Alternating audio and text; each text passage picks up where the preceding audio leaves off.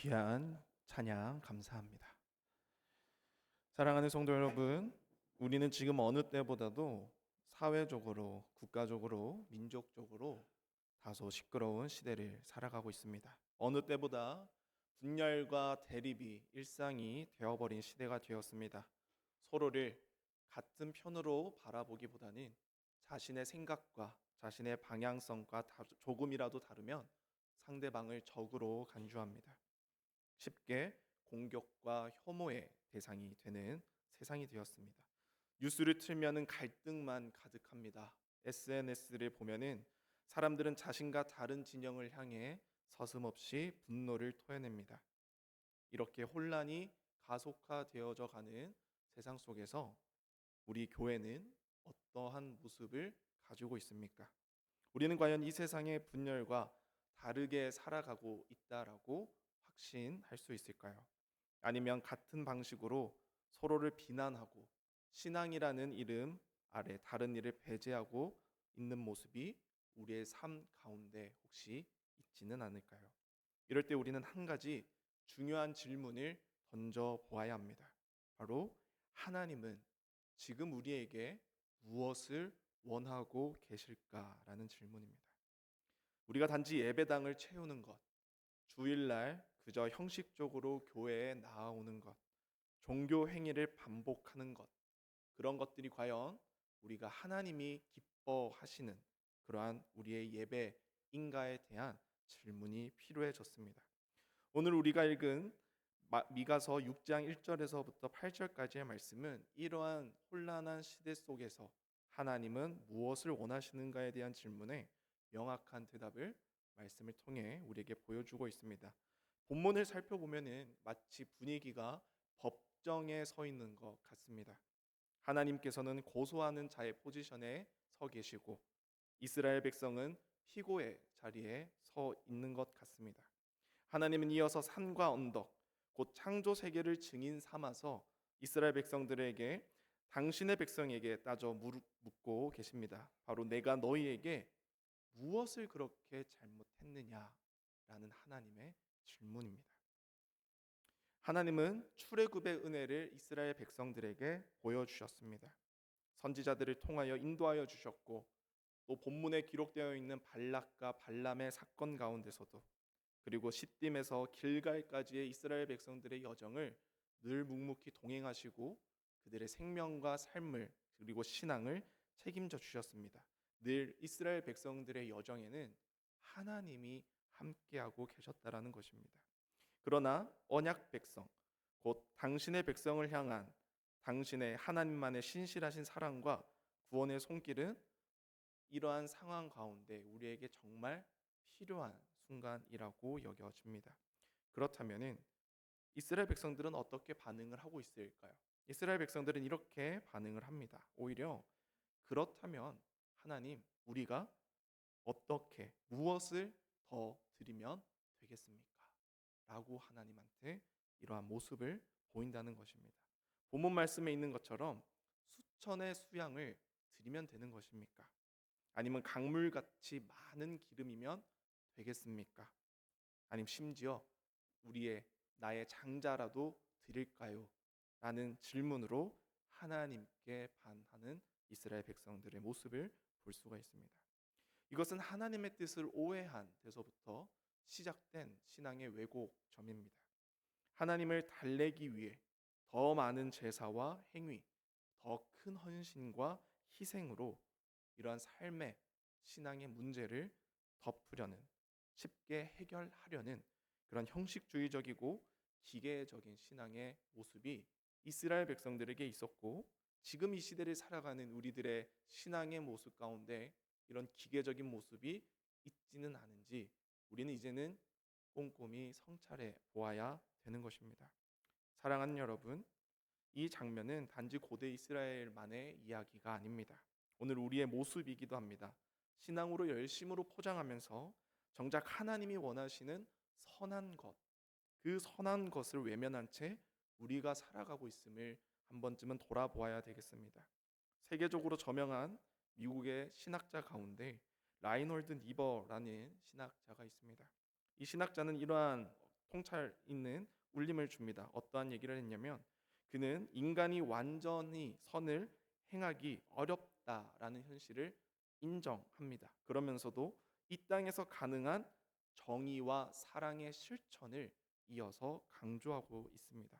그러면서 그는 말합니다. 정의란 사랑의 근사치이며 타락한 인간 사회에서 실현 가능한 최선의 사랑이다 라고 이렇게 얘기합니다. 개인으로서의 인간은 선해 보일 수 있지만 집단 속에서는 더욱 쉽게 이기적이게 바뀌는 것, 그리고 폭력적인 방식으로 행동할 수 있는 것이 바로 우리 인간이라는 존재라는 것입니다. 그의 지적처럼 우리는 자주 사회적 구조 속에서 정의가 왜곡되어지고 사랑이 사라지는 현실을 우리는 쉽게 마주합니다. 그런 현실 속에서 하나님은 오늘 우리에게 이렇게 말씀하십니다. 오늘 본문 말씀 8절 말씀 함께 말씀을 읽겠습니다. 사람아, 주께서 선한 것이 무엇임을 내게 보이셨나니 여호와께서 내게 구하시는 것은 오직 정의를 행하며 인자를 사랑하며 겸손하게 내 하나님과 함께 행하는 것이 아니냐. 아멘. 하나님은 우리가 몰라서 실천하지 않는 것이라고 말씀하지 않으십니다. 이미 말씀하셨다라는 것입니다. 우리에게 보여주셨고 우리에게 가르쳐 주셨고 우리에게 말씀하셨다라는 것입니다. 그러므로 우리는 하나님 앞에서 스스로에게 이런 질문을 하면 좋을 것 같습니다. 지금 나는 누구의 기대와 시선 안에서 신앙생활을 하고 있는가?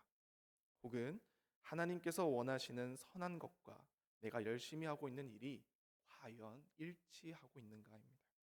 믿음의 이름으로 너무 많은 것을 하고 있지만 혹시 진짜 중요한 것은 놓치고 있지 않는 것인지 오늘 이 말씀 앞에서 우리가 함께 점검해 보고자 합니다. 우리는 그 하나님의 물음 앞에 정직하게 서서 하나님께서 원하시는 삶이 무엇인지 우리가 함께 다시금 기억하며 그런 삶의 결단을 주님 앞에서 함께 고백하는 귀한 축복의 자리가 되기를 간절히 소망합니다. 오늘 본문 말씀을 통해서 세 가지 정도로 정리하도록 하려고 합니다. 첫 번째는 정의를 행하라입니다. 우리 말씀 6장 8절 말씀 한번 다시 보겠는데요. 강조된 색깔이 있습니다. 뭐라고 기록이 되어 있나요? 오직 정의를 행하며. 하나님께서 첫 번째로 본문 말씀을 통해 우리에게 요구하고 계시는 것은 바로 정의를 행하라는 것입니다. 여기서 정의로 번역된 히브리어 원어로는 미시파트라는 단어가 쓰여지고 있습니다. 이 미시파트라는 정의라는 단어는 공정하거나 법적으로 옳다라는 의미를 넘어서 하나님께서 세우신 창조 질서를 바로 세우는 실천적인 행동을 의미합니다. 다시 말해 이 미시파트 정의는 단지 재판장에서 공정하게 판결하는 개념이 아니라 하나님과의 언약 안에서 모든 사람이 존중받고 보호받는 공동체적 정의를 구현하는 것이라고 할 수 있습니다. 이 단어는 구약 전체에서 매우 중요하게 사용되어집니다. 특히 고아와 과부, 나그네와 가난한 자를 돌보는 일, 억울한 자의 편에 서는 행동, 기울어진 그리고 불공정한 그러한 거래와 일상이 난무하는 삶, 이 모든 것이 미쉬파트의 정의의 실천인 영역인 것입니다. 그렇다면 오늘날 우리는 이 정의를 어떻게 이해해야 될까요? 우리는 정의를 말하는 시대에 살고 있습니다. 우리가 잘 알고 있는 존 롤스, 미국의 유명한 정의론을 주창한 존 롤스는 정의를 이렇게 얘기합니다. 정의를 공정함이라 말한 롤스는 약자를 배려하지 않는 정의는 참된 정의가 아니다. 약자를 배려하지 않는 정의는 참된 정의가 아니다라고 학자는 얘기합니다. 이어서 정의란 무엇인가로 유명한 마이클 샌델은 더 나아가서 이렇게 얘기를 합니다. 함께 책임지는 관계 안에서 공동선을 추구할 때 정의가 진짜로 실현된다라고 주장했습니다. 그러나 미가 선지자의 외침은 이보다도 더 뿌리 깊은 정의를 우리에게 가르치고 있습니다. 그것은 바로 하나님께서 약자를, 소외된 자를 어떻게 돌보셨는가를 본받는 정의라는 것입니다.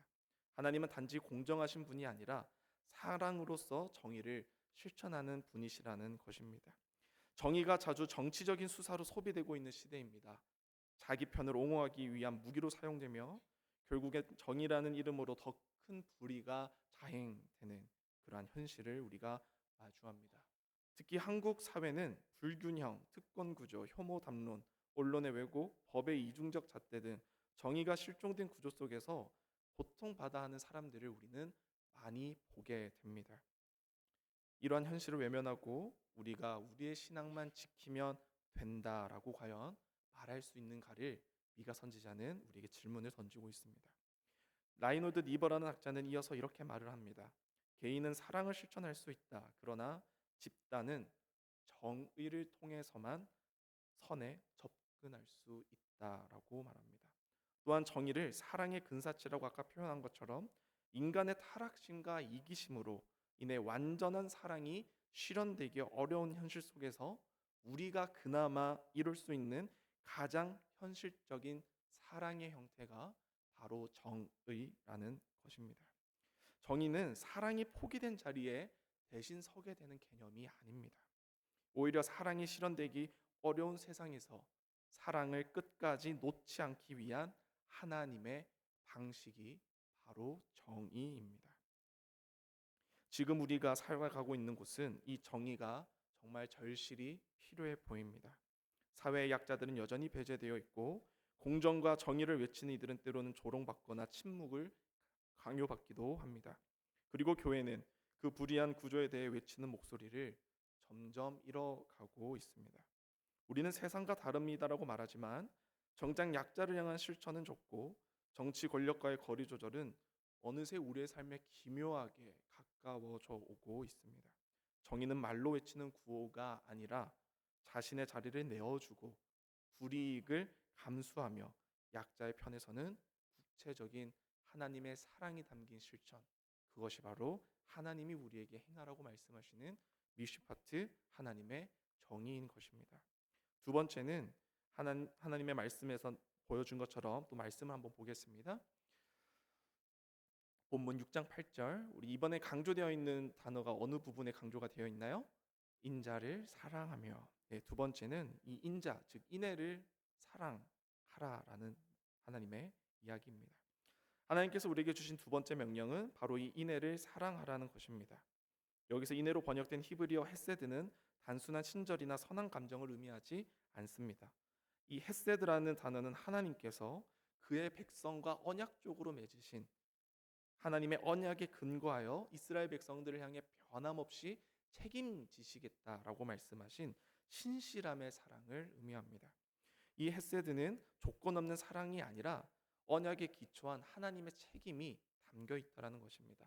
사랑하는 자를 포기하지 않고 끝까지 붙들며 신실함으로 함께하는 공동체적 사랑이 바로 이 헤세드의 사랑, 즉 인애라 말하고 있습니다.